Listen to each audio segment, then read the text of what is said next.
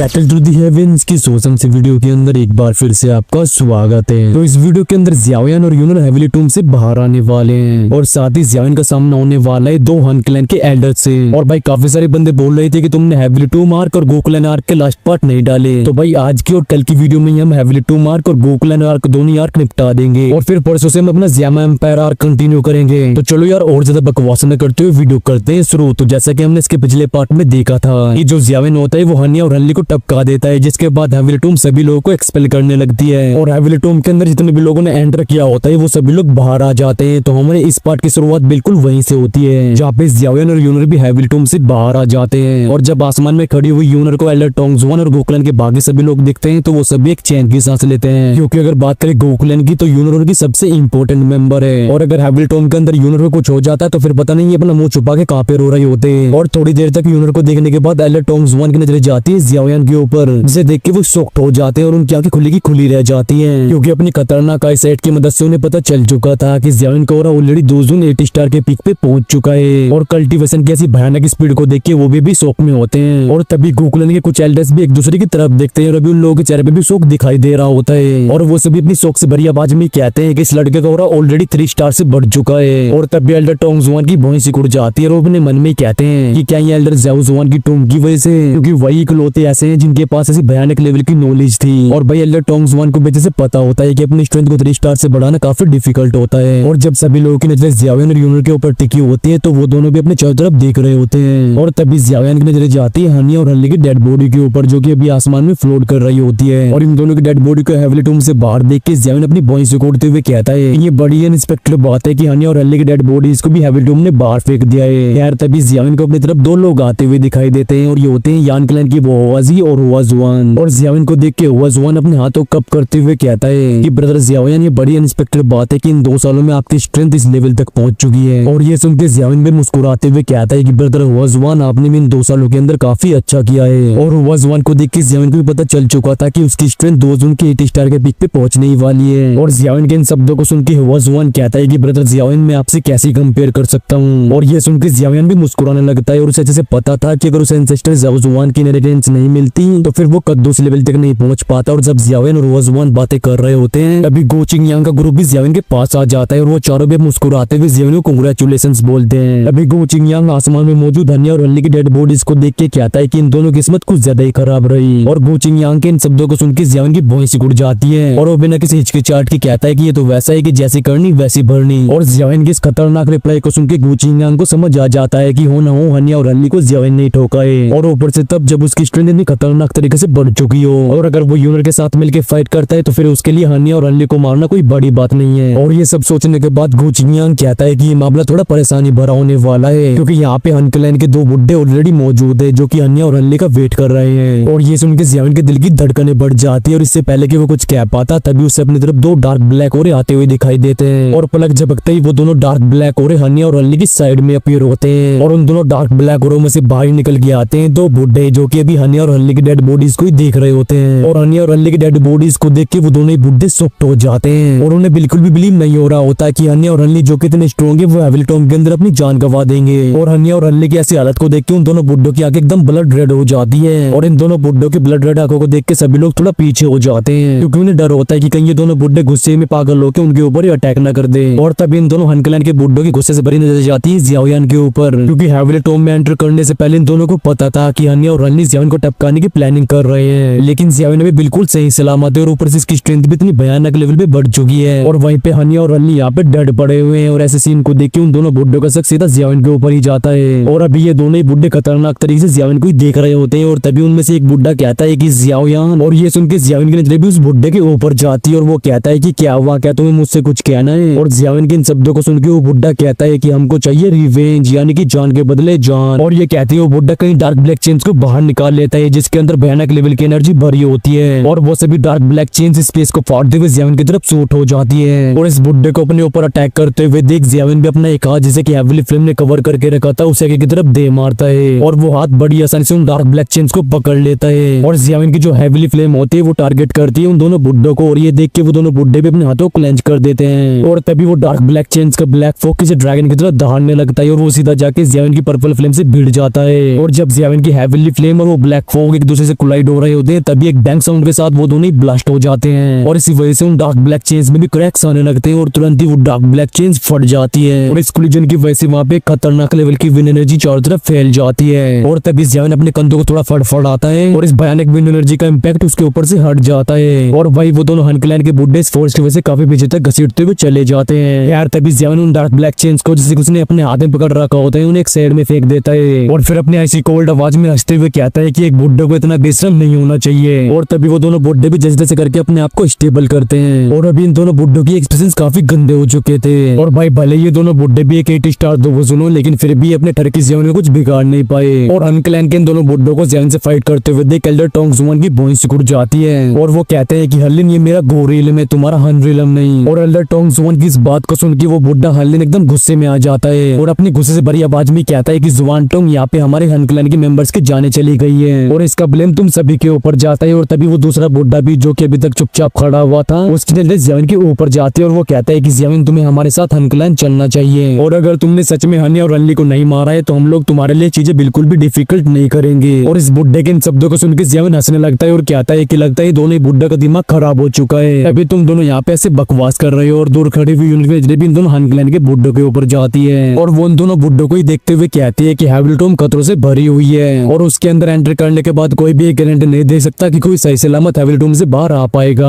और अगर तुम दोनों के पास कोई सबूत नहीं है कि इन दोनों को बिग ब्रदर ज़ियान ने मारा है तो फिर यहाँ पे ऐसे पागलों की तरह अटैक मत रो क्योंकि ये मेरा गो क्लैन है, तुम्हारा हन इल्म नहीं। और अभी एक और मैटर बाकी है, तुम्हारे हन क्लैन के इन दोनों नमूनों ने हमारे गो क्लैन के मेंबर्स के ऊपर हैविलटॉन के अंदर एक स्नीक अटैक किया था, तो तुम दोनों को इस चीज की एक्सप्लेनेशन देनी चाहिए, ना कि हम लोगों के ऊपर ऐसे इल्जाम लगाना चाहिए। और यूनिट के इन शब्दों को सुनकर सभी लोगों की नजरें तुरंत उन दोनों हन क्लैन के बुड्ढों के ऊपर जाती है और यहाँ पे मौजूद आधे से ज्यादा लोग गो क्लैन के मेंबर्स होते हैं और इसी वजह से इन सभी लोगों के अंदर से खतरनाक लिगेंडेंट बाहर निकलने लगती है और इस टाइम पे एल्डर टोंग जुआन के एक्सपीरियंस भी काफी खतरनाक हो चुके थे। और तभी एल्डर टोंग जुआन एक बार हनी और हल्ली को देखते हैं और फिर कहते हैं कि हर्लिन जो यूनर बोल रही है क्या वो सही है। और जब यूनर इस पूरी सिचुएशन को बदल कर रख देती है तभी उन दोनों बुड्ढों के एक्सपीरियंस भी चेंज हो जाते हैं और इन दोनों बुड्ढों ने भी एक्सपेक्ट नहीं किया था कि हनी और हल्ली हैविलटॉन के अंदर यूनर के ऊपर अटैक कर देंगे। लेकिन भाई कुछ भी हो है तो ये दोनों बुड्ढे भी हन क्लैन के मेंबर्स ना, तो फिर ये दोनों इस बात को इतनी आसानी से कैसे मान सकते थे। तभी हर्लिन कहता है कि तुम सभी क्या बकवास कर रहे हो, तुम लोग सिर्फ इन दोनों के मर्डर के ब्लेम से बचना चाहते हो और भले ही हम लोग अभी गोरिल्ला में होने की वजह से तुम लोग कुछ बिगाड़ नहीं सकते, लेकिन ज़ियान तुम इस बात को जरूर याद रखना कि फ्यूचर में हमारा हन क्लैन हनिया और हनली की मौत का बदला तुमसे जरूर लेगा। और ये सुनकर ज़ियान कहता है कि तुम बिल्कुल भी टेंशन मत लो, मैं तुम्हारी इस बात को जरूर याद रखूंगा।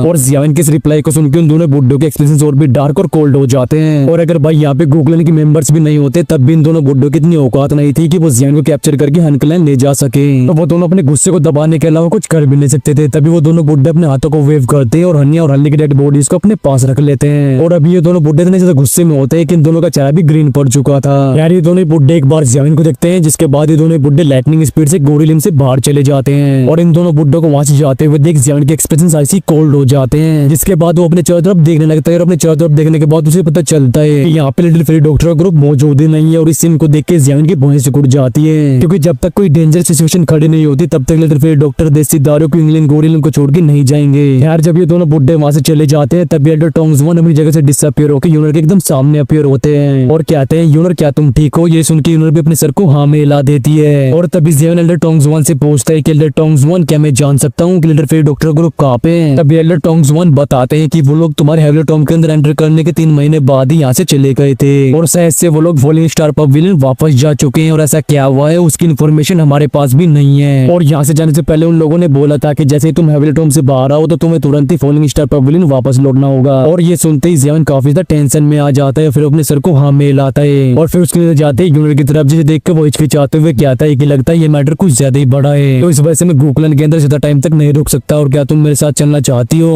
और ये सुनकर यूनर इससे पहले कुछ बोल पाती तभी एल्डर टोंग जुआन कहते हैं यूनर हाल ही में गो क्लैन के अंदर कुछ बड़े मैटर्स खड़े हुए हैं और एल्डर से डिस्कस करने के बाद हम लोगों ने डिसाइड किया है कि तुम गोरिल्ला से बिल्कुल भी बाहर नहीं जा सकती। और ये सुनकर यूनर की भौहें सिकुड़ जाती है और वो कहते हैं कि ऐसा क्या हुआ है। और यूनर के इन शब्दों को सुनकर एल्डर टोंग जुआन कहते हैं कि लिंगरिलम एकदम बंद हो चुका है। और एल्डर टोंग जुआन की इस बात को सुनकर यूनर और ज़ियान के एक्सप्रेशंस एकदम से चेंज हो जाते हैं और तभी यूनर कहते हैं कि लिंगरिलम ऐसे कैसे क्लोज हो सकता है। और तभी मैं सोचूं कि इस बार हैविलटॉन के लिए लिंकलाइन ने अपने मेंबर्स को क्यों नहीं भेजा। और अभी एल्डर टोंग जुआन के एक्सप्रेशंस भी काफी ज्यादा सीरियस होते हैं और वो कहते हैं कि हमें भी नहीं पता कि वहाँ पे ऐसा क्या हुआ है और हम लोगों ने कुछ एक्सपर्ट्स को वहाँ की सिचुएशन के बारे में पता करने के लिए भेजा है, लेकिन हमें अभी तक कुछ भी नहीं पता पता चला, क्योंकि वो स्पेस जहाँ पे लिंग रियलम मौजूद था वो एकदम डिसअपियर हो चुका है। और हमारे गोकुला ने कुछ एल्डर भी इस चीज के बारे में पता करने के लिए गए थे, लेकिन उन्हें भी कुछ पता नहीं चला। और ऐसा लगता है जैसे कि पूरा लिंग रियलम ही हाइड हो चुका है। और ये सुन के यूनर कहते हैं कि रियलम को सील करके हाइड करना, जब तक कोई बड़ी मुसीबत खड़ी नहीं होती तब तक वो ऐसा कुछ भी नहीं करने वाले। और क्या लिंक क्लैन किसी ऐसी मुसीबत का सामना कर रहा है जिसे कि वो लोग भी रिजोल्व नहीं कर पा रहे हैं? अभी एल्डर टोंग जुआन कहता है कि इस बारे में मैं भी कुछ नहीं कह सकता।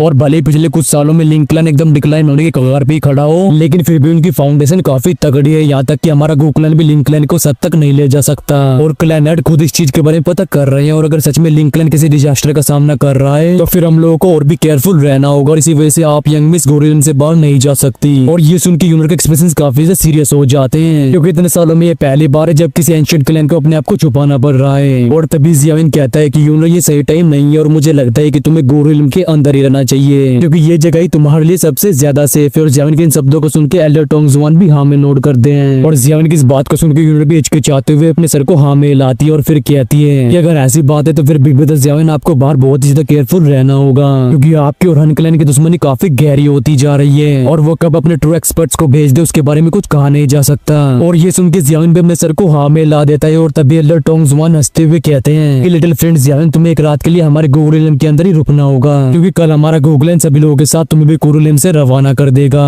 वेल, इसी के साथ हमारा ये वाला पार्ट भी यहीं पे खत्म होता है। और साथ ही हेविलिटूम आर्क भी, और इसके नेक्स्ट पार्ट में जियाविन और यूनर के बीच क्वीन मेड्यूसा के मैटर को लेके बात होगी। और फिर टर्की गोकुलन को भी अलविदा बोलेगा, यानी कि हमारा गोकुलन आर्क भी इसके नेक्स्ट वीडियो में खत्म हो जाएगा। और अगर इसका नेक्स्ट पार्ट जल्द से जल्द चाहिए तो वीडियो को ठोको लाइक, और अगर आप लोग चैनल पर नए हो तो चैनल को सब्सक्राइब करके भी उस बेल आइकन घंटे को जोर से दबा देना। तो चलिए यार, इस वीडियो करते यहीं पे एंड, और मैं मिलता हूं आपसे नेक्स्ट वीडियो में। Till then take care and bye bye and love you all guys. बोलो महादेव महादेव।